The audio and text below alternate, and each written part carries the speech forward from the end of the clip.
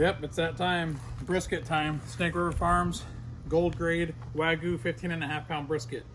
I've got YouTube and IGTV videos of me doing a full trim. I'm not going to bore you guys with that. I'll just show you the before and after and why I get so aggressive with it.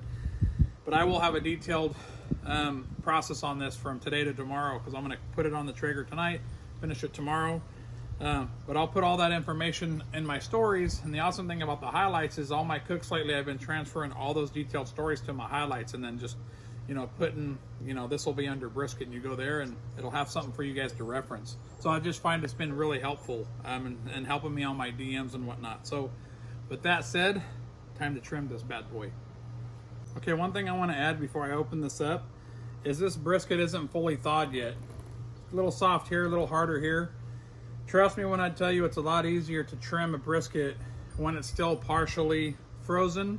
You know, you don't want it frozen solid, but it just allows you to shave that unwanted fat off.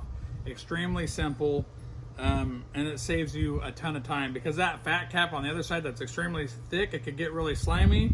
Whether you have a sharp knife or not, it could be a little bit of a hassle. So a really, really cold brisket or partially frozen is key to trimming an awesome brisket. Just a quick glimpse of what this looks like before the knife even touches it. I mean, clearly there's marbling. This is the fat, and it runs all the way around. That's the decal. That separates the flat and the point that's right here.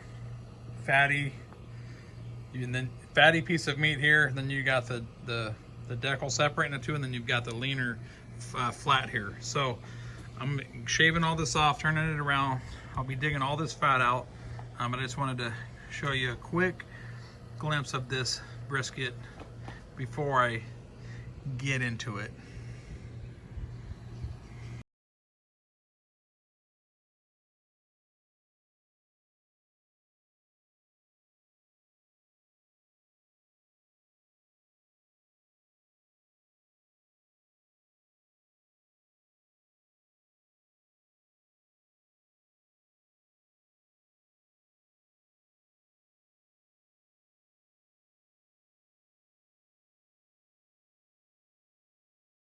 Trimmed this 15.5-pound gold grade Wagyu brisket from Snake River Farm. Just wanted to talk about the fats real quick. This here that separates the point and the flat is this decal. This, look how thick that is.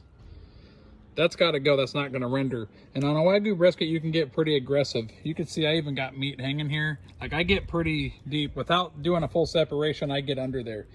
I wouldn't suggest it on like a choice brisket or less of a grade, because it'll start drying out. But you can see how oily, there's so much internal fat in this meat, you don't got to worry about it. So this is the hard fat, and then the really slimy soft fat is on the bottom of the fat cap that you'll remove, which this stuff isn't going to render anyways. And if that fat cap's about a 1/2 inch, you want to get it to about a 1/4 inch, give or take, on the bottom side. So there we go. Got everything trimmed off the top, all the silver skin and the extra fat. Now my rub is going to completely stick to that.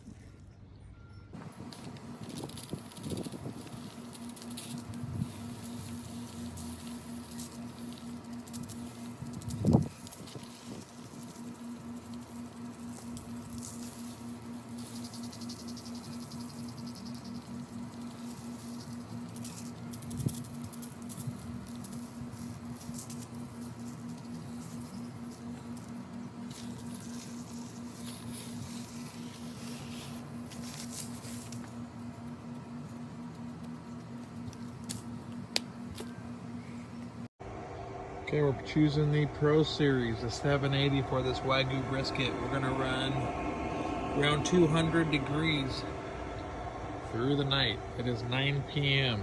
So we'll see. Looking good. I won't need to open it for God knows how long, and however long I sleep, then I'll get up and open it. So, and once again, a full hopper. We've got the addition of the sensor for the pellets, and you're leveled off and good to go. So we went from 9 p.m. to 4 a.m. Let's check her out.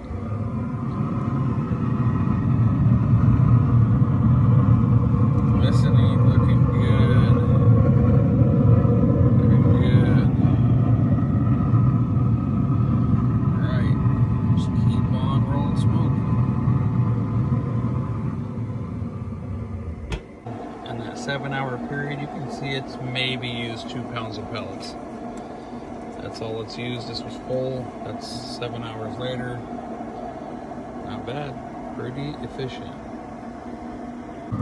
Okay, my brisket's getting close to wrapping time, but I wanted to show you guys something. See that? That's still a massive piece of fat separating that point and that flat. But when you're taking a temperature, if you probe that fat, you're gonna get a misread. So I'm gonna go about right there. I'm gonna go into this flat about halfway. You can see I'm almost at that 165 mark.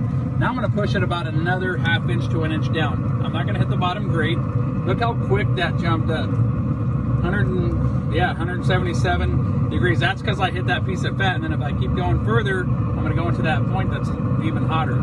So I'm not concerned about the point because it's so fatty. I'm worried about this flat. So there we go, back to 162. So just so you guys know, when you're probing this bad boy, you only want that center core in the middle. You hit that fat, that's just really hot. You can see how hot that is right there. Yeah, there you go. Okay, so my brisket flat is at 165 degrees internal. So now it's time to wrap. So I spritz a little bit with, when the top starts getting dry, I will spritz the top a little bit with beef broth. You can use water. It's not necessary. I just started spritzing my brisket, so it's up to you. You don't have to, especially on the Wagyu briskets. But it just keeps the top moist. You don't want to over spritz it because you could break down the bark that you're creating, so be careful. I like to put a little broth on the bottom before the brisket goes in, and then I'll pour a little bit more over the top. But I definitely use what's in the spritz bottle so I don't waste it.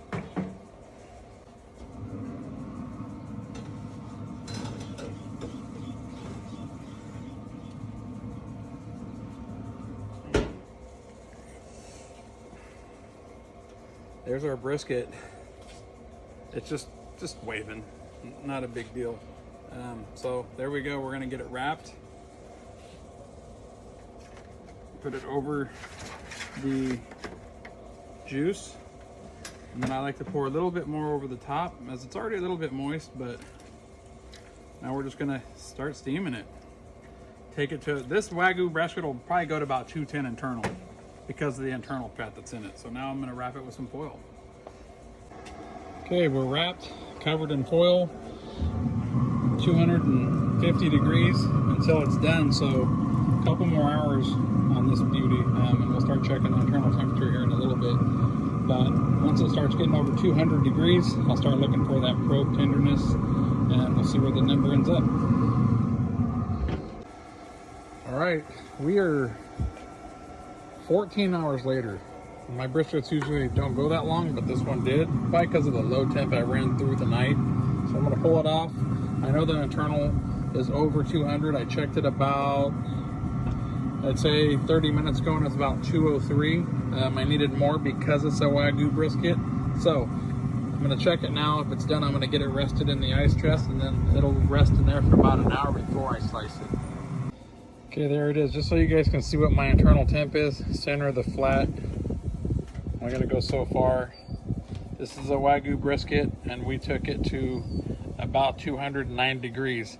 I've gone further on Wagyu briskets. I've gone well over 210, but this one, it's, you can see probe, tender, and now we're just gonna go get this in the ice chest and rest it for at least an hour. But when you pull it off, you want to vent it, because this juice that's been steaming, you need some of that heat to come out before you recover it. If you just put this straight into the cooler completely covered, all that steam that's stuck inside will continue to cook this, and then you're gonna have problems. So at least vent it for like 10 minutes and then rest it.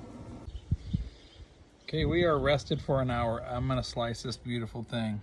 So 14-hour brisket, 1 hour wrap.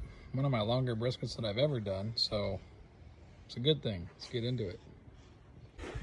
Okay, I'm getting ready to slice this brisket, but I'm deciding on which knife I want to choose. I normally go with a serrated knife. Here's a slicer. It's nice for brisket.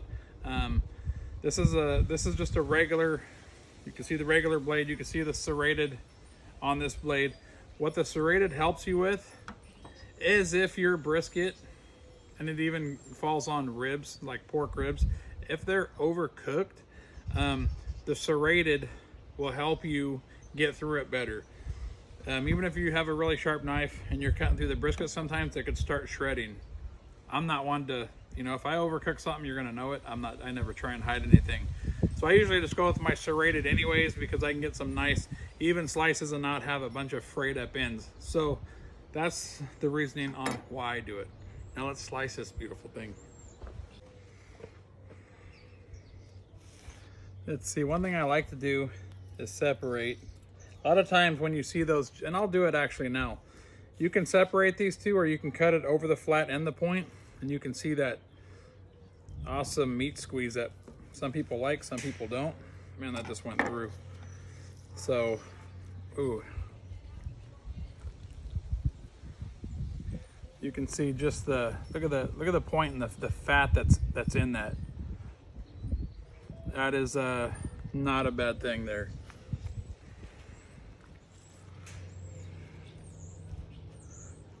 Yeah. Now we can get into this flat. We can see if it's dry, which it probably won't be because this is a Wagyu. It's hard to really mess one of these up, but let's get into that flat. All right, I went to hit record. Apparently I didn't, so I'm slicing into this flat. You can see how tender that is and how juicy that is.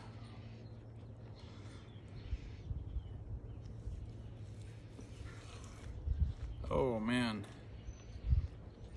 just all right. That's how you want your flat, man. We got some smoke on that one. I usually don't get a huge smoke ring on my Wagyu briskets, but that one went through pretty good.